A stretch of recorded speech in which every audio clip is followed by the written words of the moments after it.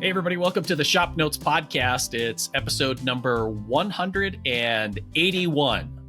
We're on a snow day here when this is being recorded. And I'm your host, Phil Huber, along with John Doyle and Logan Whitmer from Woodsmith, ShopNotes, and Popular Woodworking Magazine, talking about all the woodworking stuff today. So thanks for listening and hope you enjoy today's show. I do want to kick things off with there was a question that I got through customer service that I thought we could address because it was a good question. Was it a real question? It was a real question, yes. Okay. Here it is. It's from Hal, who writes, why does every table saw sled design I have ever come across have a bridge at the front of the sled? I can see if the sled runs in just one track, but most designs use both miter tracks, which means the front of the sled should not need the bridge. I discovered this myself years ago when a piece of wood I needed to cut would not fit between the two front and back bridges, so I moved the front one and verified there was no movement between the two halves of the sled. The cut was perfect. I can see that if there's some slop between the guides and the track, the front bridge would be useful. Comments? Hal. First of all, it's from Hal. Is this from like an AI supercomputer? Maybe. Question? Yeah. I mean, supercomputers need to use the table saw too. Once they use the table saws, we're done. We are done. So, is he talking about like the bridge at the front, so farthest from the user? Yeah, opposite from the user. Yeah. The way I'm picturing is this when we put the bridge, like a piece of wood there to hold the saw together once we cut all the way through the base, so it keeps it from flopping and pinching and. Yeah. That's what I would say the use is for. Yeah. And his counterpoint is that if the sled tracks with two miter bars, then you don't really need that in his view, which, I mean, there's some logic there. You have the back bridge holding the two sides. Do you need a bridge at all? You just have two independently sliding. Yeah. That's how the woodpecker's sleds are. There's a landing zone that just stays fixed, and then the one other side is the one that moves. Yeah. Although the way John was doing the hand motions there was like the Aerodyne of table saw sleds. I just picture John wearing spandex doing jazzercise now. It's like a rowing machine. Yeah. Now, okay. There, I think is within his question is another question that I know we've been asked. Okay. Why use two miter bars? Why not use one? Or why use one when you could use two? Mm-hmm. Right. Why not use three? I don't know.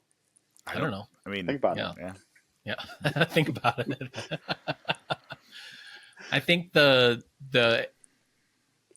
engineering answer for using two is that you're minimizing the amount of play, especially if the sled gets wider and bigger. The practical shop builder in me says you want to use two because you need to curse more at your table saw because those miter bars are going to get installed and they're going to be like, or yeah. And they just two is always harder to install. And one is effective if it's a good, precise fit. Yeah. So it's like, which is easier to achieve, I guess. So my thought on that front bridge is as follows. Okay. If you have that back bridge only and no front bridge, when you take that sled off of the saw, that back bridge is going to hold those two sled bases together, right? However, if it gets thrown around in the shop, they can do, one of these twisting type things. And that leads to a lot of torque, I think, on those two. Let's assume there are two screws in that, or a pair of screws through each base into that back bridge. having that front bridge on there reduces that, and I just think makes the whole thing a little bit more sturdy, in my opinion. Mm-hmm. Is that accurate? Probably not. I just made that up on the spot. But that's, I mean, just knowing how I throw crap around in my shop, like that's what I would see happening is those two halves get twisted apart and, you know, pull something or whatever. Mm-hmm. Yeah. Plus, if you have a full-sized front bridge, you can come around to the other side and do pull cuts. Mm-hmm. You know, that's how they do it in Japan. Yeah, Australia. Yeah, right. Yeah, they cut from the other side of the table saw. Yeah, miter saws too. They do. I've seen. Yeah, I've seen that on Woodsmith before. We invented it. Yeah. So, and that's kind of what I thought too. Is that, you know, in use technically, it's with two runners in the miter slots. That's what's guiding the two halves, or what should be guiding the two halves. Yeah. I would think that having both bridges could apply, you know, when you make the sled, that there's just enough tension either one way or the other, you know, either to the outside of the miter gauge slots or to the inside, you know, that's pulling those in, because you're kind of assuming that the bars that you have on your sled are an exact slop-free fit on the miter slots in your table saws. Which they never are. Right. Yeah. So like even if you dial it in, they wear out. I mean, they get sloppy over time. Yeah. Yeah. And to your point, and I think that's what I went to first, Logan, was, I mean, the sled is not going to live on your table saw the whole time. So when you take it off, like you said, you could pull it off and then the two can kind of twist up and down. But I think even when you take it off, there's like a bending, depending on how big your sled is, that would affect. Yeah. That can affect its accuracy. So speaking of table saw runners, if you guys are building a sled or jig, what is your go-to table saw runner? Whether it be like brand or material. UHMW, like the cutting board material. Mm-hmm. And I say that you can't adjust it. So once it starts to wear out, it's just going to keep getting sloppier and sloppier, right? Right. So that kind of sucks, but I feel like I'm never happy enough with my jigs anyways, where it's like, I just make it work. Yeah. And then cuss out a little bit and then make a new one. Yeah. Well, yeah. And I have a buddy of mine gave me like a 4 foot by 4 foot sheet of like 3/4 inch thick UHMW. Like he ordered it to make, I don't know, like protectors for his lathe as he was doing pens. And he's like, here, I don't need this anymore. So I have a boatload of it. So that's what I use. Okay. I was going to say we had, I don't remember what project it was, probably a ShopNotes project from 15 years ago. And it sourced, I don't know if it was steel or aluminum runners that had spring-loaded ball bearings in them. So it always but now I can't find that anymore. I don't know if it was like Peachtree or something was sourced, and I haven't been able to find those. So, but that was kind of clever because it's like, you know, because the Craig one is good. It has like the adjustable, like set screws that kind of spread the bar. Yeah, and they'll it might wear. You can adjust it or whatever if it wears or whatever. But like, so those had the spring-loaded ball bearing, so they were always self-adjusting to the track. So well, and I thought about that the other day because I think I was telling you, Phil, I bought one of the Woodpecker's Exact 90 miter gauges because we had one in the shop that's really nice and it works great. I noticed in my saw stop, we had it in our Powermatic, in my saw stop, there's just a little bit of wiggle in it. And I thought it was kind of interesting. I'm thinking, okay, how do I adjust? You know, I thought it was the head, like, because when I got it, I kind of, you know, half-assed put it together at the kitchen counter, like making dinner. So I thought, oh crap, and it tightened something. So I thought maybe the head was loose in relation to the miter bar, but it's not. It's actually I'm looking at it right now. It uses like little plastic springs to kind of do the same thing like the ball bearings did, but they're little like bent plastic springs that kind of hold tightness in the miter slot. But if you, where I noticed the issue, and maybe this is just the function of how I'm using it, like I'm used to, like I like a miter sled where I could put both hands kind of spread out, and push, equally on both halves of the sled. The Exact 90, I noticed the issue popped up when I was pushing on with my left hand on the fence support side, not the miter head side. So if I just put my hand on the miter head and held it there, like one hand in front of the other and pushed it, I didn't have an issue. It's when I was applying torque on the fence that it wanted to kind of rock a little bit. So when I was messing with that, I was like, where have I seen a ball bearing loaded miter bar? And it must have been on one of the shop jigs we have floating around, John, like you said. Yeah, we had one floating around for a while, and don't know why they stopped making that. Yeah. I found that there's I think it's the Craig Mini T-Track that is like exactly 3/4 of an inch wide and makes a serviceable runner for jigs. Because I have that on my bandsaw crosscut sled. And it's one of those things where, you buy the T-Track in 4 foot lengths or something like that. Yeah. And you end up needing like 11 inches of it. And now you have a, chunk left over or whatever. And so that's what I had used for that. But I like your idea of the UHMW. I've done that on a few of them. That's kind of nice.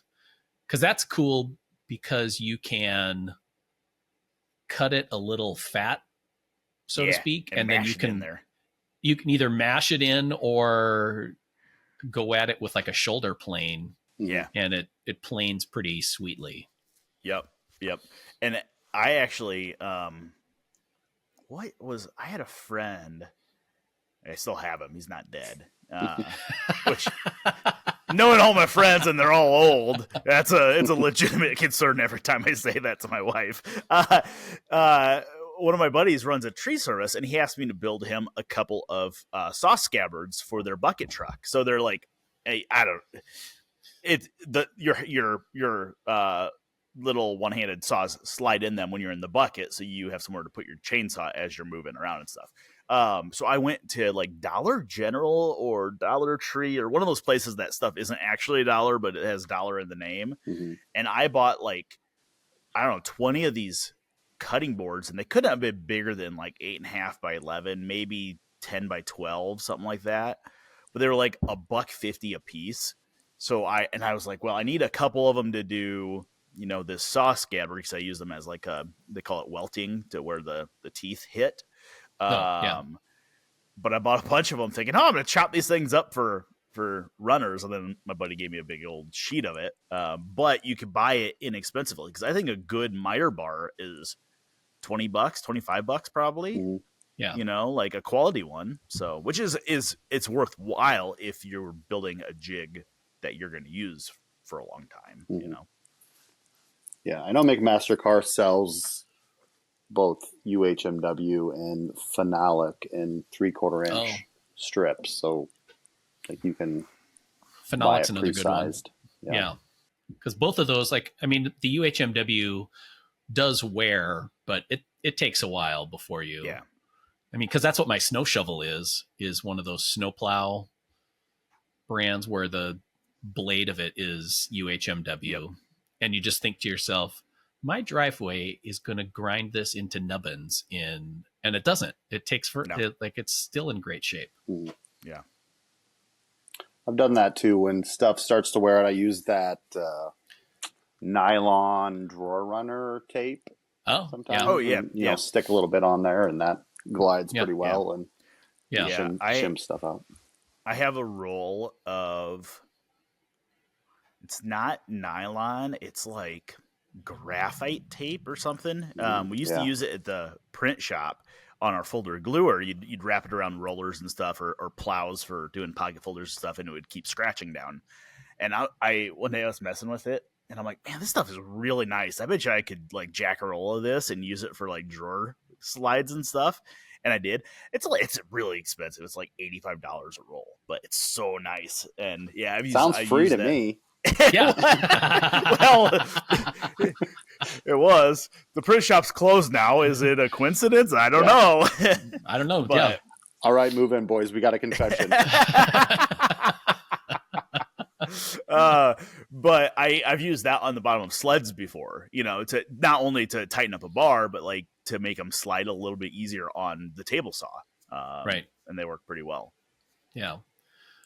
We had a tip a number of years ago where somebody used a strip of the duct sealing aluminum foil tape. Oh yeah. Mm-hmm. That you can, because that's real thin.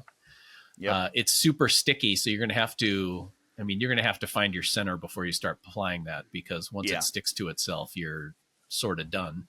But being thin and aluminum like that, like it makes a really nice, smooth sliding surface once it's on. Yeah. I've seen guys use that stuff as shim tape as well.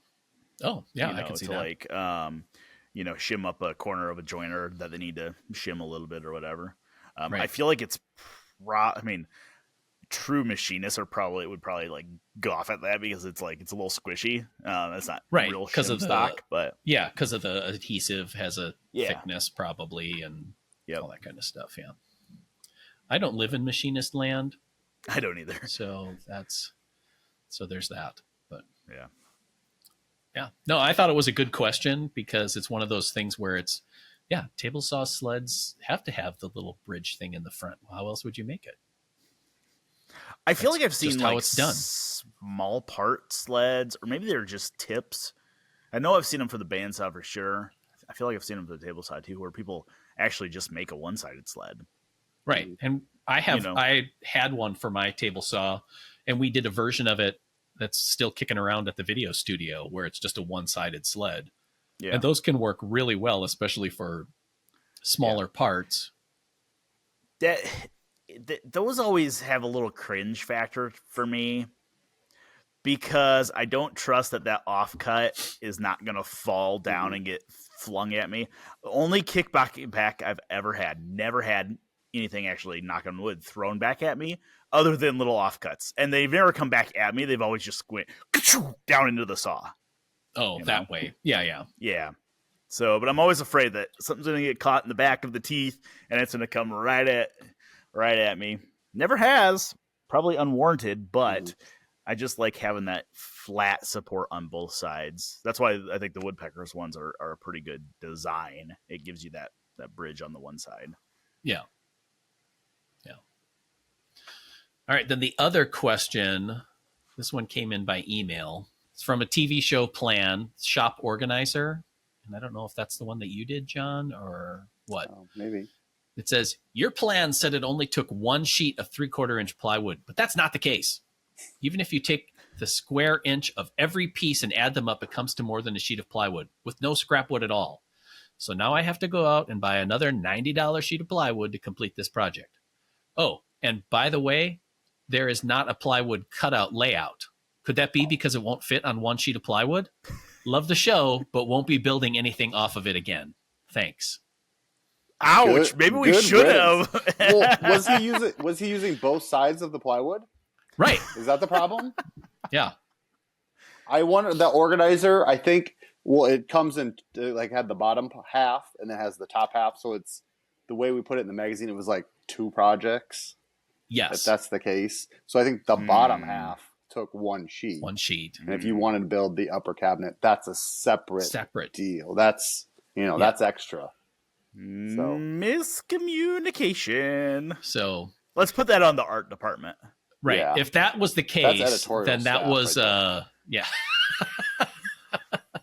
He wants his money back for his free plans from the TV show. Yeah. If that's the case, I apologize. That should not have been communicated as a single sheet of plywood. And we don't often put plywood cutting diagrams up there. Not anymore. We did used to. There was a time where we used to. Yeah. And it was, I feel like they're of dubious use. in the same way that I feel like hardwood cutting diagrams are of dubious utility. Those only in the sense that it gives you a rough idea of how much material you actually need. Yeah. Does it though? Because if everything you buy is 4 inches and the cutting diagram shows 12 inches. Right. And they're perfect boards and. Yeah. The grain is exactly the way you want it. And I feel like for furniture, shop projects, it's not as big a deal. But for furniture projects that use plywood, if I want it to look good, I'm going to cut around on that sheet of plywood to find where the grain looks like glued up panels of wood and not like, like a off kilter sliced in half cathedral or something like that. Yeah. I don't know why I mean, for plywood, cut diagrams would be helpful. I always point people to, cutlistoptimizer.com. Yep. That's what I a use. Good one. I feel like I don't have my phone on me. I feel like they have a mobile app too. I'm pretty sure I've used that. I think I did. I used that 4 years ago when I started my wife's cabinets for our office that are not done. I should probably open that back up and see if they still have it saved. Mm-hmm.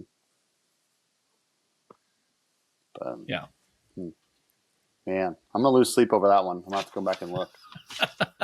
Make a cut list diagram and prove that you can get it all out of one sheet. Right. So we can do like a Instagram apology video or something. Yeah. It's come to our attention that we made a mistake. Everybody's been talking about it. Yeah.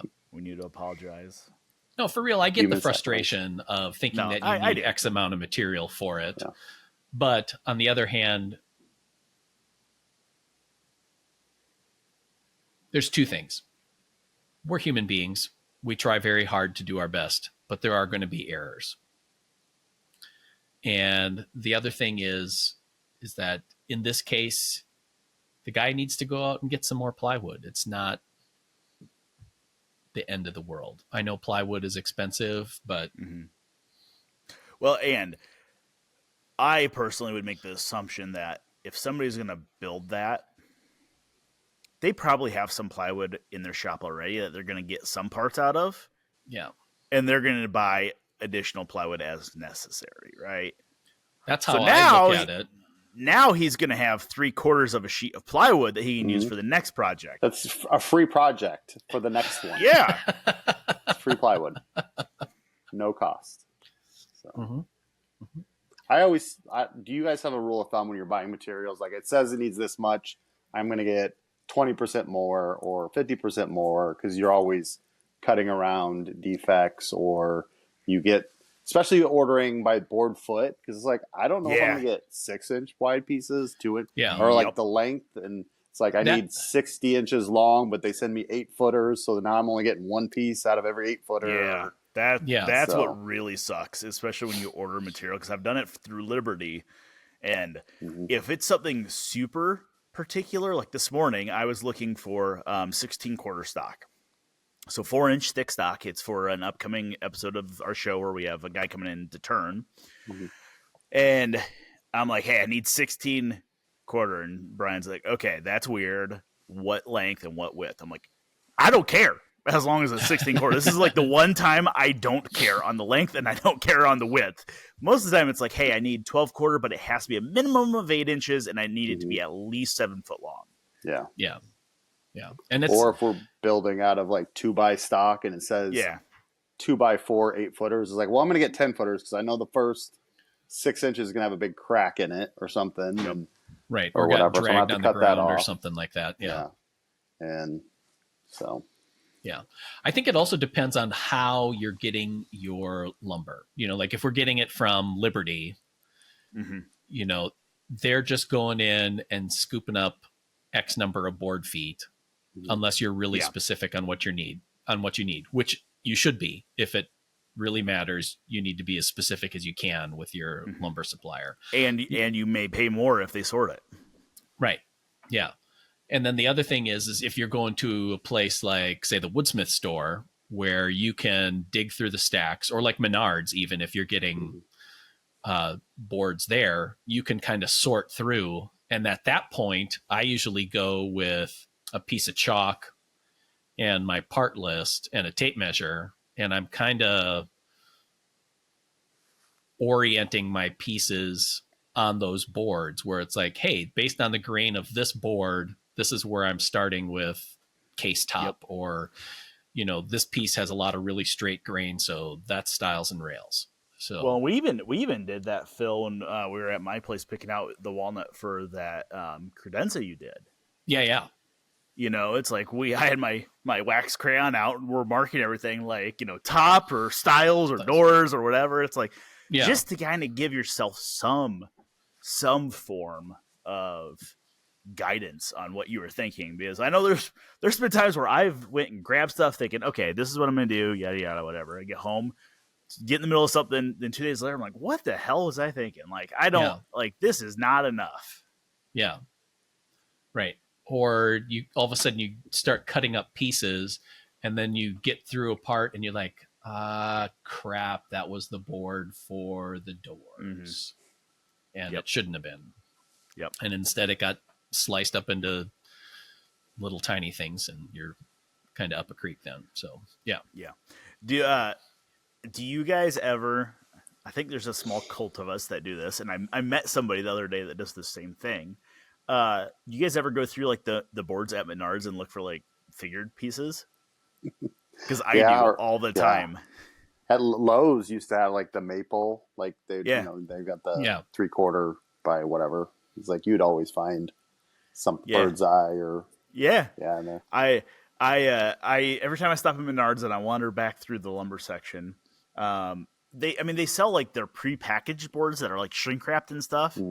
And that's not the stuff you want to look at. You want to look at the stuff like the random width stuff that's usually in a big pile. And I've picked through and like got bird's eye stuff out of there, got some super curly stuff out of there. It's funny, and they don't mark it any different price, so you still might pay $20 for a board, but it's $20 for a curly maple board. I had a guy come out and buy a dovetail jig for me a couple of weeks ago. He's like, he texted me, he said, I'm on my way, I just left Menards, I was hunting through their maple pile for figured boards. I was like, yeah, I do that too. There's more of us. Yeah. That's super funny.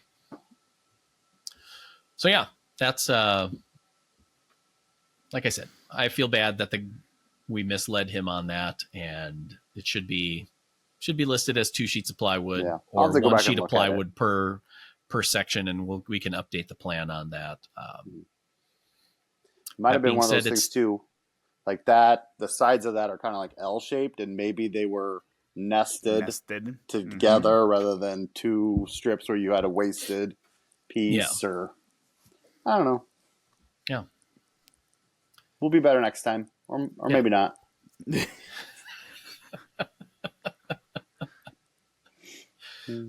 or maybe not.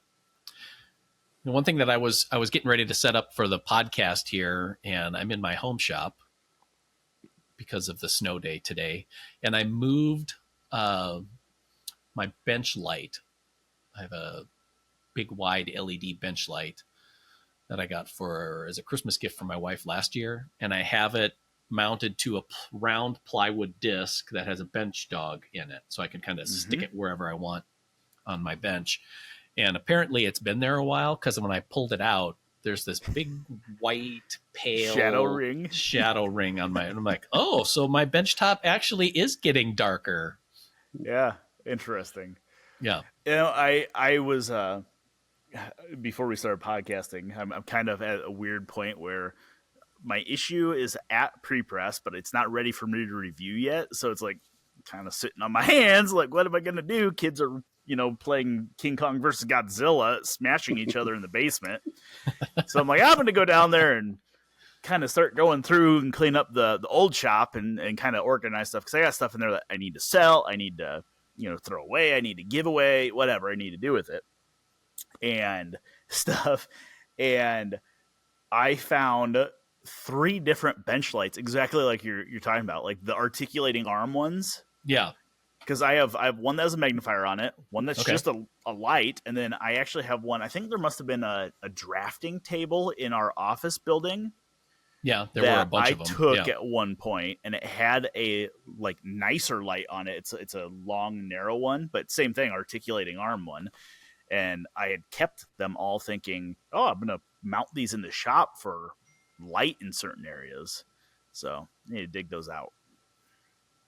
Yeah, no, this one has been really handy for in my shop, and I got the idea for it and put it on my Christmas list because I saw Chris Fitch had one in his CNC room. So it's a wide, I don't know, it's probably like almost 2 feet wide, I think. And it just produces a nice amount of light. And being with the articulating arm, I can make it overhead light and nice and bright, or I can shift it off to one side and give nice directional light as I need to as well. So. Yeah. The one thing I've been keeping an eye out for, I always keep an eye out for random crap, but one of the things I've been looking for a while since I went and visited David Marks almost 2 years ago, he has is it above his lathe, or it's either mounted to the ceiling above his lathe, it might be mounted to the wall behind his lathe, but it's a dentist light. So it's like an operating room exam light. So it's on a big arm, right? Yeah. But it's like, you turn it on, it's like 4,000 degrees. It's so hot, but it's so bright. And it's really nice. And I'm thinking, wow, he actually bought it at a AAW, symposium auction at one point. So somebody in the wood turning world said, hey, this would make a great like turning light. So I've been trying to keep an eye out for one. And I told our friends up in Minnesota that she's a dentist. I said, hey, when you guys do a remodel, make sure you save one of those lights for me. Because I could really use one. I'd mount it right on the wall next to my lathe and be able to, you can move it wherever you want. There's no base on it, so it's not like it's going to get in the way, really. Yeah. And it's a pretty focused light too. It's not a real wide beam. Yeah. Yeah, you wouldn't want it for everything in the shop. Like, you wouldn't want to use it as overhead light, but for trying to look inside of like a hollow form or something, it's perfect. Yeah. Cool. So I was texting back and forth with my brother earlier this week, and he had been living in Ireland for a while, and now they're back in the United States, and they had some stuff that when they moved back, couldn't bring everything. So they put it in a shipping container like 6 months ago, and it finally got delivered to his house of a lot of his woodworking tools and stuff that he had wanted to keep and whatever. So, and in there, he had an old screwdriver that's kind of beat up, probably about 12, 14 inches long. And he was trying to decide whether he really actually needed to keep it. And it was just a flat blade screwdriver. And he said the really only reason he wanted to keep it he was debating keeping it was because he thought he might use the steel rod for something at one point. Okay. So that brought up a question for me, because I was thinking about it, is, a lot of times for shop projects, we talk about lumber storage, whether it's plywood, hardwood lumber, boards and offcuts, that kind of stuff. We've done all kinds of lumber storage projects. Very rarely have we done a project on what do you do to store basically other materials, like your UHMW sheet or strips or pieces of aluminum bar or aluminum angle. They're still materials, so it's not really, and it's usually bigger sizes than what can go in like hardware organizers, and it's different from screws and nuts and bolts and all that kind of stuff. So kind of like our storage that was in the compressor dust collection closet at the shop. That was just like every piece of extruded aluminum and chicken wire, piano hinge, copper tubing. Yeah. Everything. It's all in there. Because I feel like as woodworkers, even though we call ourselves woodworkers, but there's still a ton of other materials that will get brought into different types of projects. So it's like, what do we do with that? you know, when we did and it's now over by the electrical panels. It's technically a cart. Is where all the scrap metal should be, is by the electrical panels. Yeah. Yep. So, you know, pieces of brass, I don't know, I guess bar stock, but some of them are 2.5 or 3 inches wide. And it's like, yeah, I know. It's like, well, those ones are usually sitting on top of the scrap wood bin. Yeah. Where like all of our turning blanks go. There's like a little cardboard box that has like offcuts of a one tool steel and brass and all that crap. Maybe that's Chris Fitch's nest egg. He's going to take it to the scrap recyclers when he leaves. Yeah. He's just going to wheel that cart into his pickup truck and drive straight to Alter Recycling. Yeah. That's funny. I will tell you, it's funny because this is like exactly what I was doing earlier before we podcasted. All of mine is sitting. Remember that tool cabinet I started building like 4 years ago? That walnut base for the carved top one? It's all sitting inside that.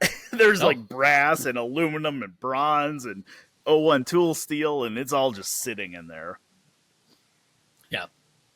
So, I mean, we have that. I think the only project that I can think of, unless I dig way back in ShopNotes projects, is we have it on the set, is that hardware cart that has vertical bins along the back of it that we can keep dowels and kind of the narrow bits and bobs of things. But but even that, I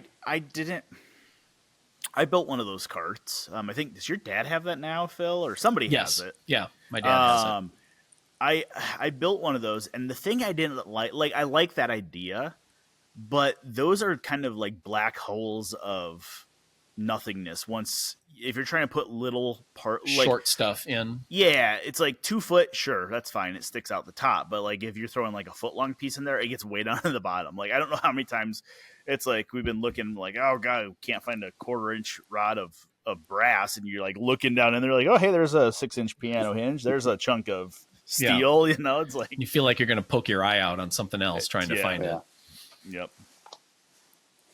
Yeah, we have a shop cleanup here this week. We should like pull every piece of lumber and plywood out to see what all has like gotten behind there, and like the little pieces, or pull out all the drawers of the hardware cabinet and see what's fallen back behind there, and just, you know, that's stuff for academic purposes. Academic, research, just to see what's happened. Yeah, it's like what's fallen into the cracks of the couch. Yeah. It's like, oh, I found a Mike and Ike back here. Still good. Don't eat it. Still good. Just blow the fuzz off. It's fine. Yeah, it's just lint, probably. Yeah. Gross. So I was thinking about it because in my workshop I have it was from ShopNotes. We called it the Ultimate Lumber Rack, and it does a great job. And I've been working on revamping or customizing a couple of the bins in it to be able to hold some of that kind of stuff. Because, you know, like I have squares of cardboard that I want to use for mock-ups and patterns or something like that. But just, you know, what do you do with some of the non-wood pieces? And not all of it's narrow either. Some of it's little panels or strips or whatever, but you still want to have it organized and easy to find and not just kind of scattered about. So, well, and it's funny because as I was downstairs working today, I realized how many like little offcuts of like ebony and stuff I have too. You know what I mean? It's like even those like little pieces like that. Like, you know, I'm not the point where, I mean, you guys can't see my lumber bin in the corner. You see that pile of crap over there? Very nice. I'm not keeping like stuff anymore as far as like material goes, but like ebony, like that, you know, you always need little pieces for accents or whatever. So I'm not going to throw that stuff away, but it's like, what do I do with it? Because some of them are, you know, 1 inch square by 2 inches long. Yeah. It's like, it's a good finial size. That's what I'll use it for. But how do I store that somewhere that it's usable? Right. You know, do you have like a shoebox that just is labeled as ebony and that's your scraps, or I don't know, or a drawer where you can put like small turning or accent pieces or something. Yeah. mean, and I think the same applies just because of the size and nature of it is, and we've talked about it before, is like patterns and templates. Where do those go? Yeah. Because I see some people where they just kind of pin them along the wall, and then it just looks like, I don't know, just looks kind of weird because it's all these just dangling parts that are just hanging around. So, yeah. So, yeah, there you go. Yeah, I don't know if there's a good way to do that. I would be interested to walk in, and I've walked into them before, but I don't recall. It's different though because it'd be interesting to walk into like a metalworking shop that does like fabrication and stuff and see what their solution is. Yeah, like I was thinking, I've been into like Des Moines Iron here and Iowa Steel and stuff and pick stuff up from them, but they're like the lumberyard of the steel world.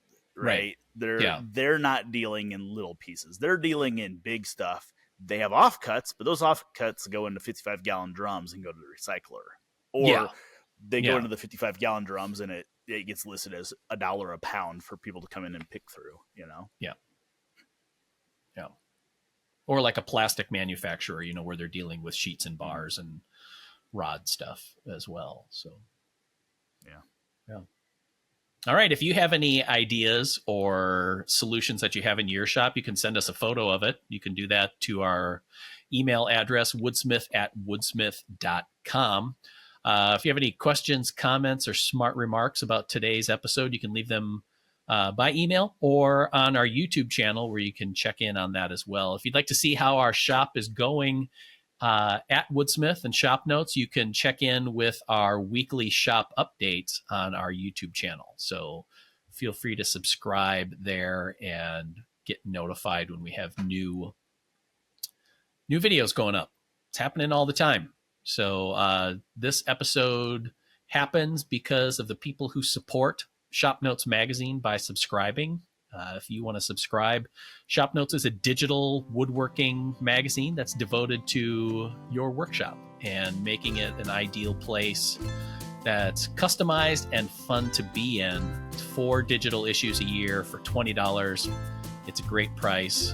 We also have a book that we gathered all of last year's issues and had it printed. You can find that at shopnotes.com. Thanks for listening, everybody. See you next week. Bye.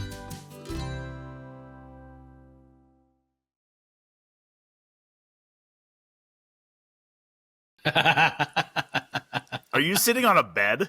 I'm sitting on my bed. All right. You can do this job from bed. Yep.